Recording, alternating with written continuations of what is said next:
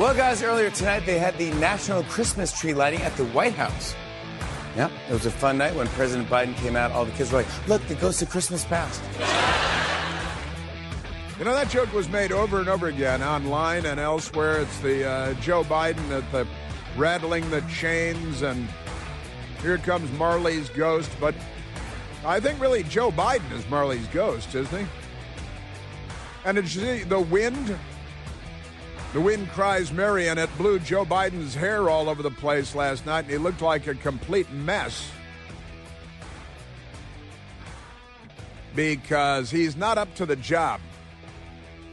He has not been up to the job in a long, long time. At least 4 years. I think that would be fair to say. Well, happy Friday to you, Good Friday to you, and welcome back. We continue to be at 888-630-9625.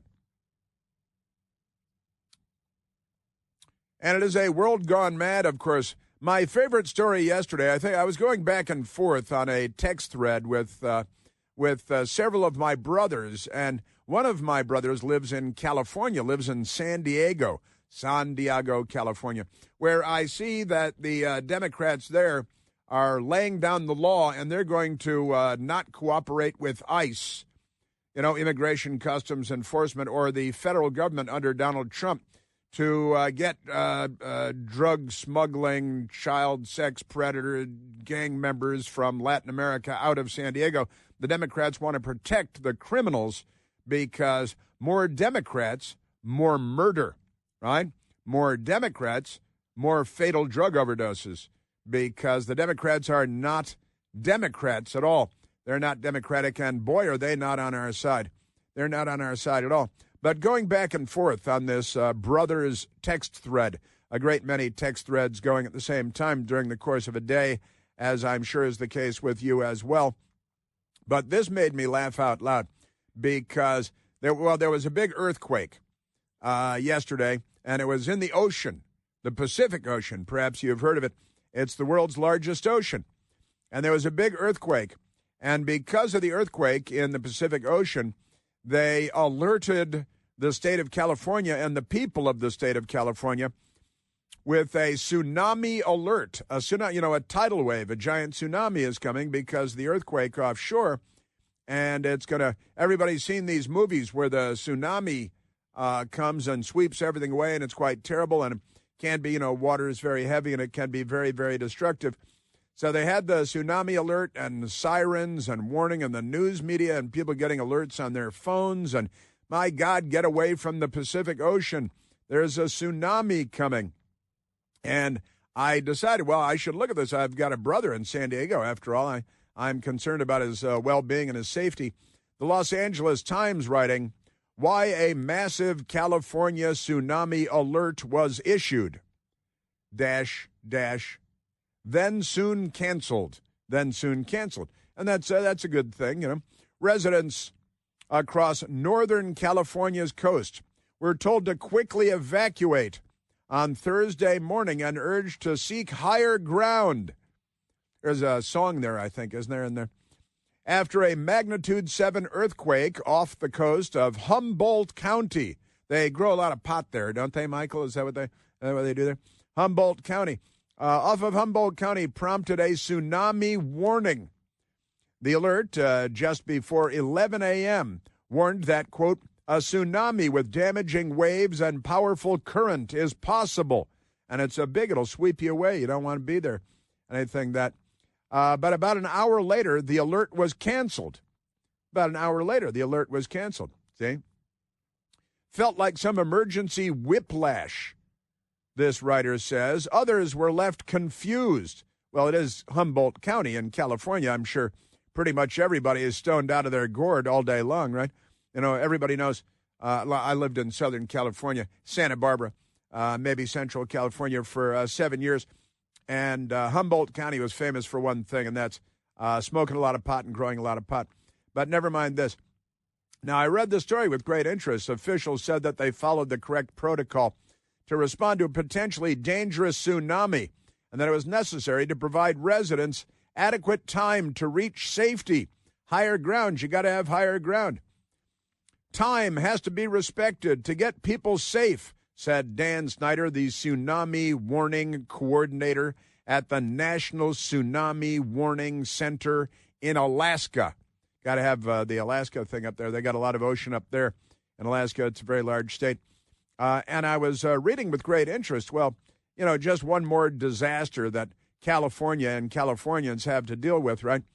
And then I kept reading and reading because, they put a lot of the best stuff at the end of the story, the bottom of the story, the last sentence, certainly the last paragraph very often has the good stuff, right?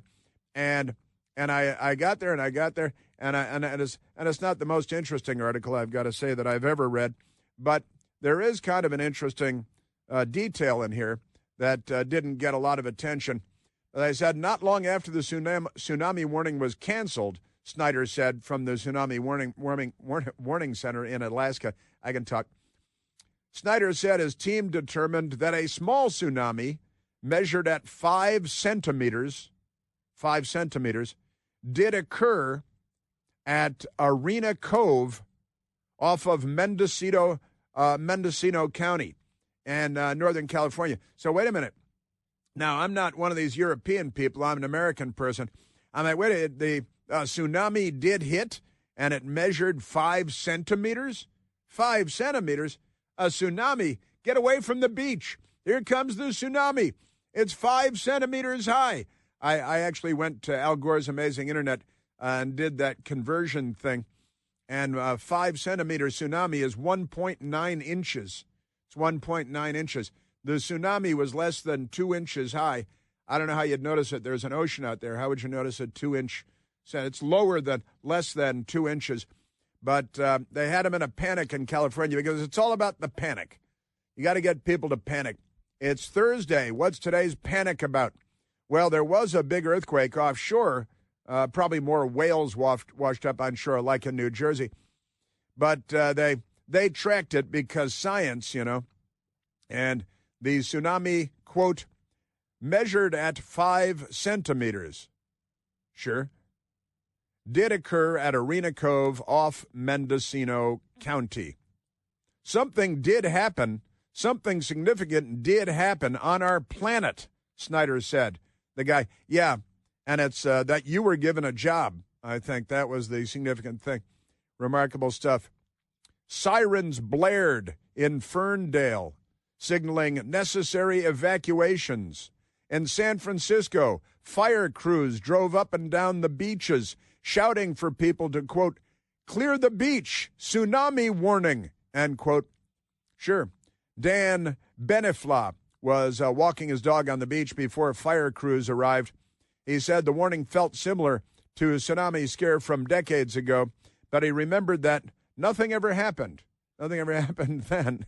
And, well, at least something happened this time. A 1.9-inch high wave hit California, and stupid people were washed away. Wow. Like back then, the water Thursday looked normal, he said.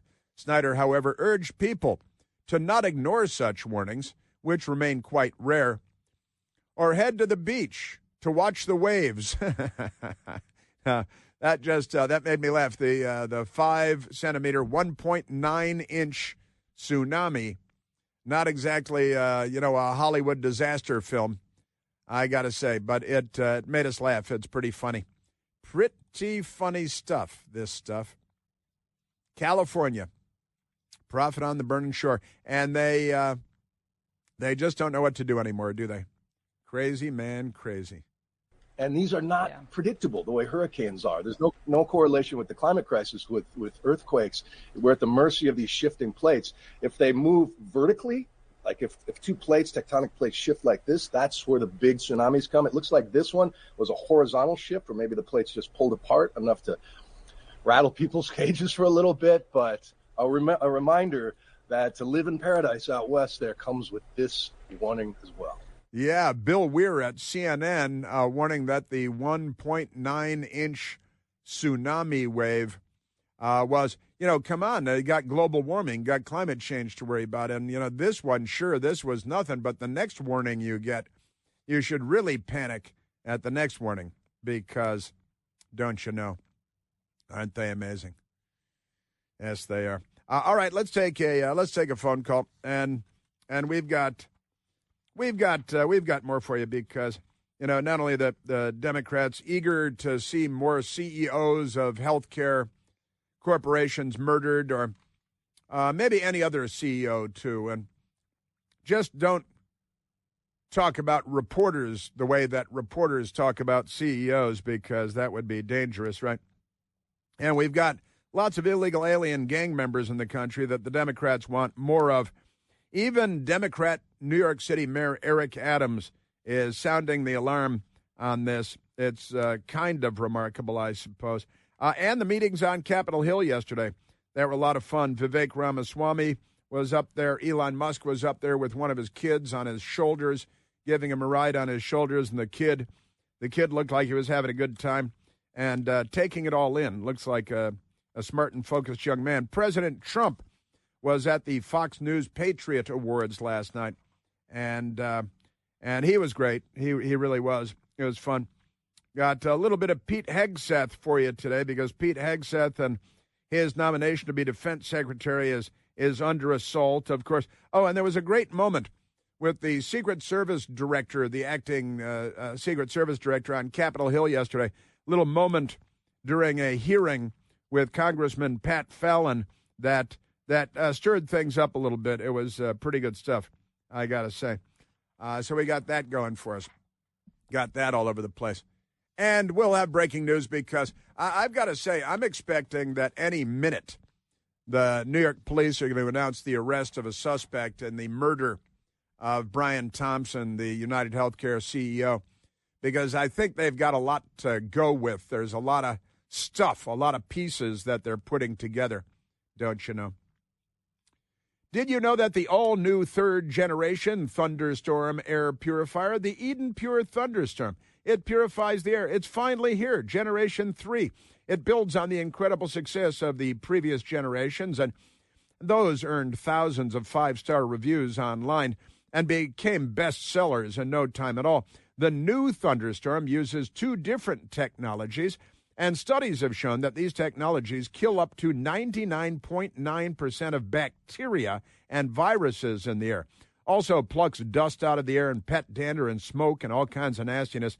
Helps you get rid of any odor and no filters to replace again and again like some air purifiers. The Thunderstorm will help get rid of any stinky smell, guaranteed. I'm talking trash cans and stinky shoes and your mother-in-law's cooking and even left-wing protesters are no match for the Eden Pure Thunderstorm.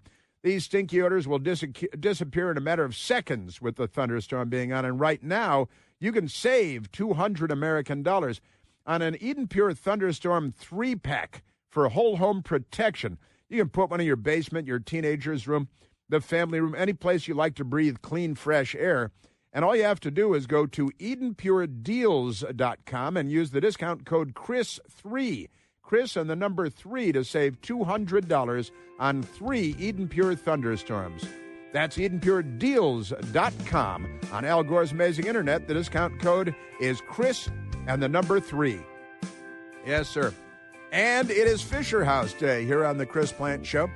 Yesterday and today is our last day of Fisher House fundraising. I would invite you to help, most certainly, by dialing 888-294-8560.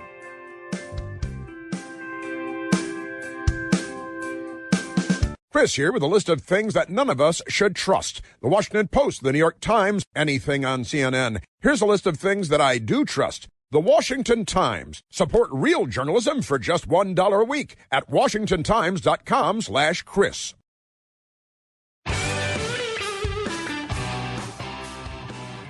Okay, we are back, and as I mentioned, today is day 2 of our 2-day Fisher House annual fundraising event, and you can call 888-294-8560 to donate to the wonderful Fisher House. And on the line with us now I've got Jeff Sampson. Jeff Sampson, a Navy veteran. And, Jeff, thank you for being with us.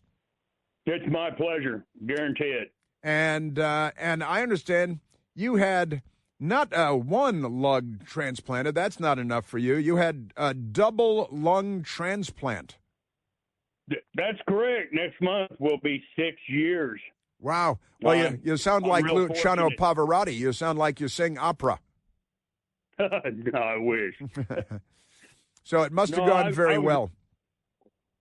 I was real fortunate that it just happened to, it's kind of special for me. My lung function I was about to die, and I was fortunate enough to be selected and got put on the lung transplant list, and I was only on the list for 4 days. Wow. And I had a double lung transplant from a 26-year-old. Wow. Yeah. I guess that makes me about 22 years old now. I'm getting younger. That is pretty amazing, I've got to say. And this happened, the surgery was done in St. Louis, right? That's correct. I stayed, actually the Fisher House, is for veterans' families. Right. So while I was in the hospital, my wife could stay there free of charge. And the day that I got up there and was supposed to have my surgery, my wife tried to find a Fisher House and make arrangements for accommodations and everything. Well, she got lost. Ended up, her cell phone, the battery was almost dead. She couldn't get no signal. She was out in the middle of the worst storm they had all winter, and she finally got through to the manager of the Fisher House there in St. Louis, and my wife was lost, crying, scared, and the manager, Venetia Brown of the Fisher House in St. Louis, called her, calmed her down a little bit, found out where she was, and went to the industrial park of Cahokia, Illinois, and found my wife, and my wife followed her back, and as far as I'm concerned, that's very possible that she could have just saved her life at that moment. Nobody does that, but wow. She did. Well, that's typical of the kind of people that operate and work at Fisher houses. It's like it's like home away from home. And we were there. Well, when I got out of the hospital, we stayed. I was allowed to stay as my wife's guest because, like I said, it's for the veterans' families. We met so many people because everybody's there for pretty much the same reason. Some loved one is having some medical treatment here or there right. or somewhere else. Uh-huh. And we still stay in touch with quite a few of them. That is wonderful. And I know that was in 2019, and where your wife got lost, it was during that polar vortex. That was the polar vortex where Juicy Smollett didn't get mugged in Chicago. It was that same thing. So 2 historic events. I've got to say, Jeff Sampson, thank you so much. 888-294-8560.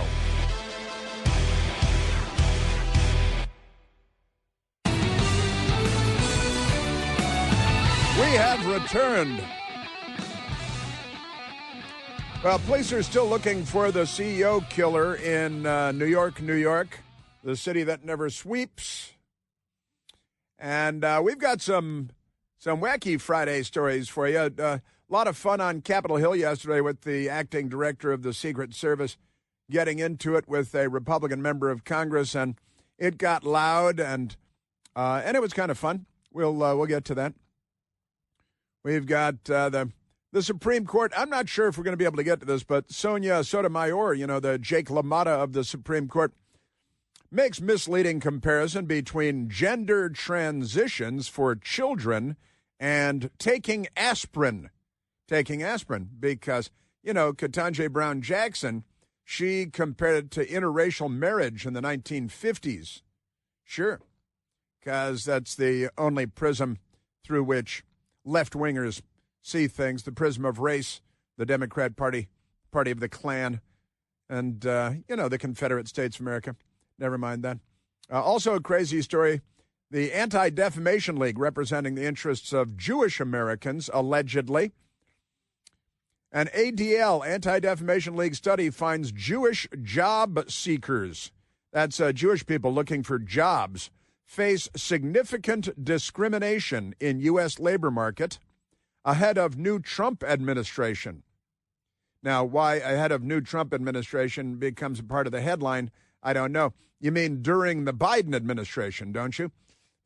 Because this is the time under Biden when the left really turned against Israel and against Jews and terrorized Jewish students on college campuses and in workplaces, and whether their students or faculty on campuses, remarkable stuff. Wackadoodle-doo. But that's kind of a remarkable story that Democrats are now discriminating against Jews in the workplace because they're just not liberals, are they? No, they're not. Also, this is a great story. The Associated Press and the rest of the news media will all over it too. Memphis police. Listen to this. The Justice Department under Joe Biden and Merrick Garland going after the police department in Memphis, Tennessee. And they say that the police department in Memphis, Tennessee discriminates, you'll never guess, against black people. The Associated Press headline, Memphis police use excessive force and discriminate against black people. The word black is capitalized, comma, Justice Department fines. That's the Justice Department under Joe Biden and Kamala Harris. And the Associated Press has 3 people writing this story out of Memphis, Tennessee, allegedly. The Memphis Police Department uses excessive force and discriminates against black people, according to findings of a new U.S. Department of Justice investigation launched after the beating death of Tyree Nichols after a traffic stop in 2023. 2023, that's last year. Isn't that remarkable? The report released on Wednesday marked the conclusion of the investigation that began 6 months after Nichols was kicked, punched, and hit with a police baton as 5 officers tried to arrest him after he fled a traffic stop. The report says Memphis police officers regularly violate the rights of the people they are sworn to serve. The people of Memphis deserve a police department and city that protects their civil and constitutional rights. I believe that's true. I agree with that part right there. Garners trust and keeps them safe, Assistant Attorney General Kristen Clark of the Justice Department Civil Rights Division said in an emailed statement. Now, the reason this is kind of interesting is because the police chief in Memphis is an African-American woman, a black woman, the police chief. The 5 police officers that were accused in this particular instance of killing Tyree Nichols, who was resisting arrest and fleeing the scene and all that stuff, all 5 of them are African-American men. And that's to be expected because the majority of the Memphis Police Department is made up of African-American police officers, which you may or may not expect when the police chief is an African-American woman. So this is quite a remarkable story for a number of reasons, that the Biden Justice Department is indicting a black-led, majority-black police department where an incident involving 5 black male police officers who all look like, they got the pictures of them lined up over here, and these police officers all look like sturdy, clear-eyed men, police officers. Their uniforms look sharp and smart, and they look clear-eyed and serious. And these 5 police officers were dealing with Tyree Nichols, and he was being problematic, and the police officers punched and hit. And interestingly enough, the story from the Associated Press does not mention that all 5 police officers involved in this incident are African American. They were then, and they continue to be today. They don't mention that the police chief of the Memphis Police Department is African American, in fact, an African American woman. They also don't mention that the majority of the Memphis Police Department is African American. And why would any of that come up? Oh, why would they? And this guy, Tyree Nichols, died on January 10th of 2023, right? More than a year ago, coming up on 2 years ago, 3 days after the beating. It's a terrible thing. The 5 officers, Tadarius Bean and Demetrius Haley, Emmett Martin, Desmond Mills Jr., and Justin Smith were fired, charged with in the state court with murder. The indictment by a federal grand jury, the Biden administration, on civil rights and witness tampering charges. Nichols was black. How do they do buried down here? As are the former officers. Right. His death led to national protests. Was there arson and looting and stuff? Because I know how you guys love to do that. Never mind the 20,000 murders every year. More than 10,000 African Americans murdered in the United States every year. Every year, the number of African Americans murdered is greater than the number of African Americans that were killed in the Vietnam War. But pay no attention to that.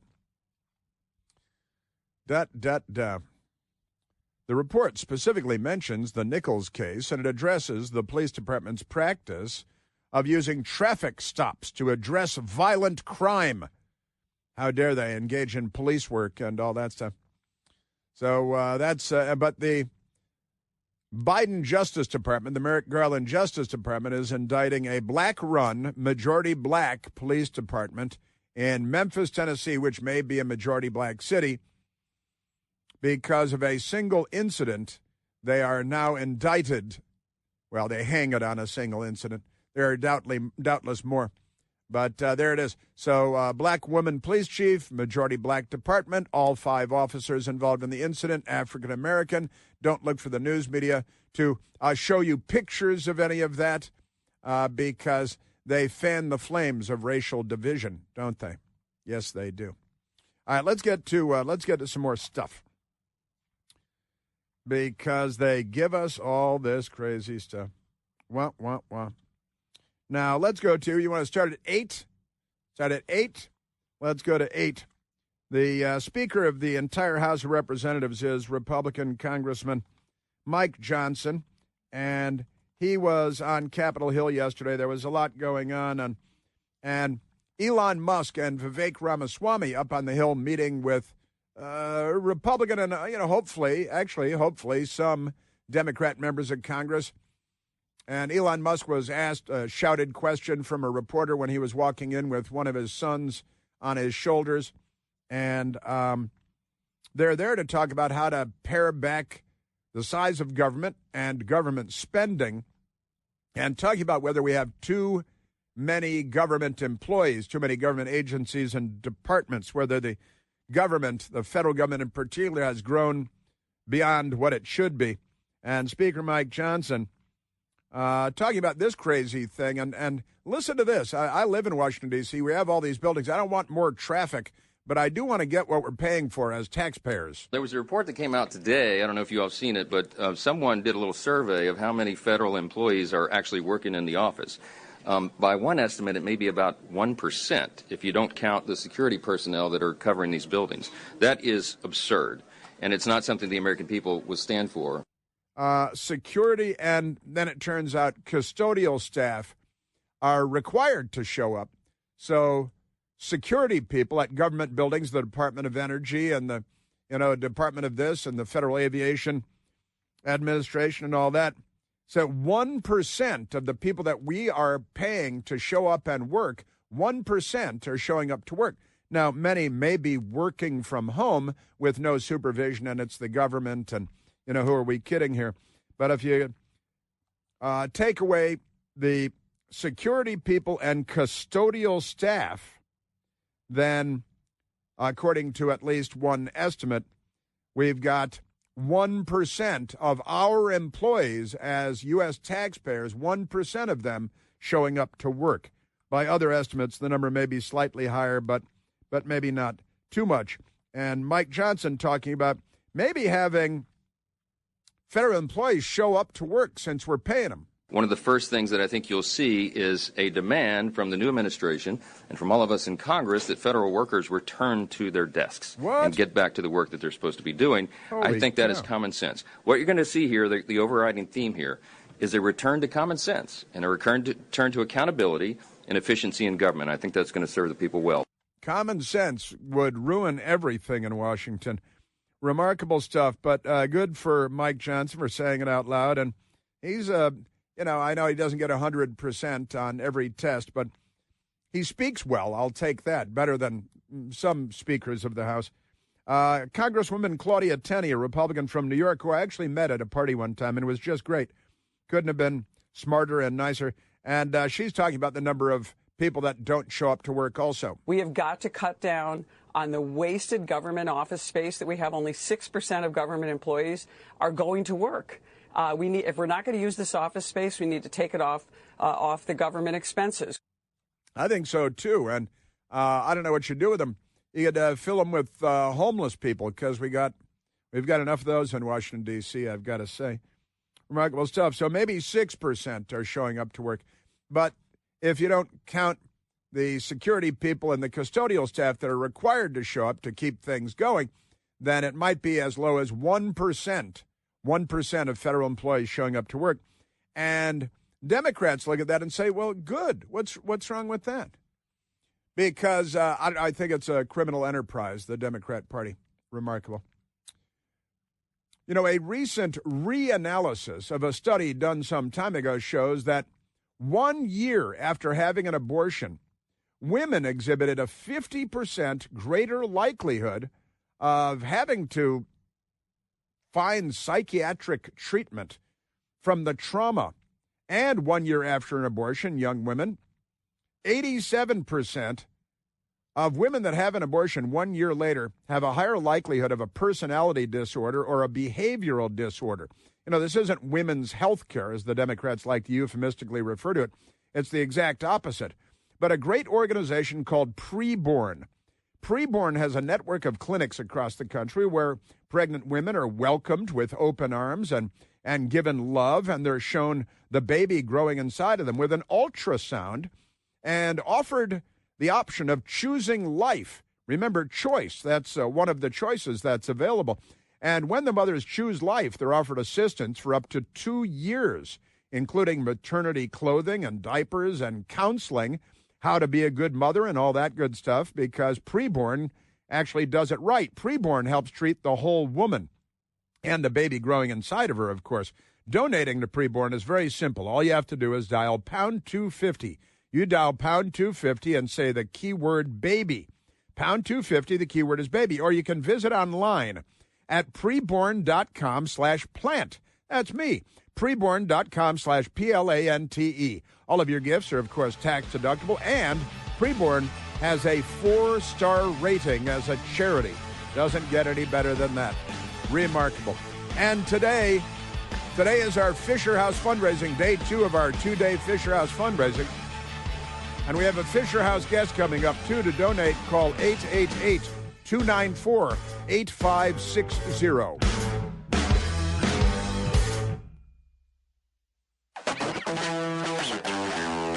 All right, today is day 2 of our 2-day Fisher House fundraising radiothon. We call it a radio because it's a thon and it's on the radio. And to contribute generously to Fisher House, the phone number is 888-294-8560. And joining us now from the Fisher House is Stacey Thomas. Stacey, thank you so much for offering up your time. You just give and you give and you give. Now, Stacey, you were assistant house manager at Landstuhl in Germany, the giant, our biggest European medical facility for the U.S. military.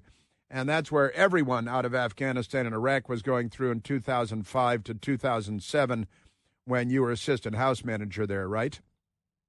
Yep, that's correct. We had about 100 families come through every month. Wow, every month, 100 families. Every month. Yep. Man, those were the bad old days at Landstuhl. That's for sure. And now you're the director of corporate and foundation relations, and you're also a military family, military wife, and you really do give and you give and you give. Now tell me why people should contribute to and help Fisher House.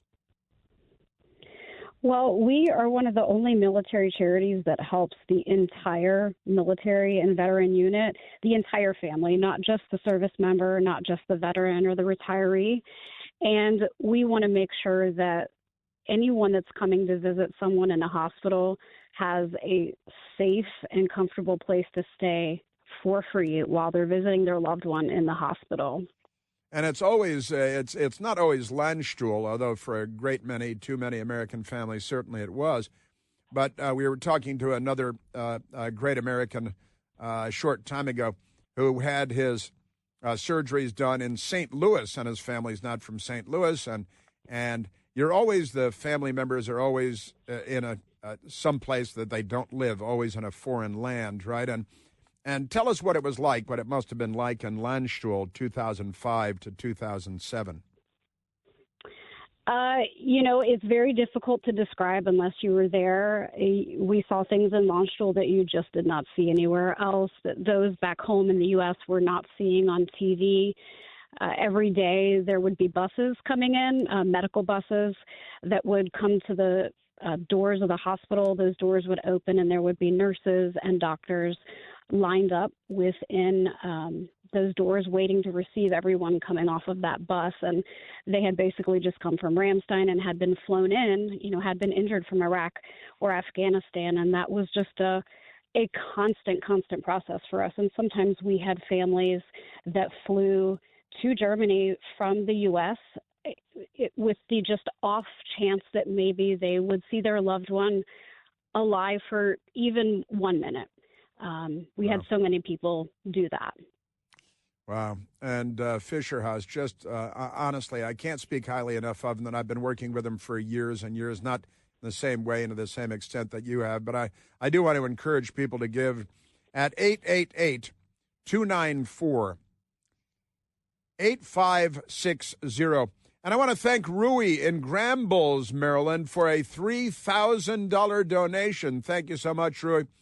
John in Rockville for $1,500 in donation. Thank you so very much. 888-294-8560.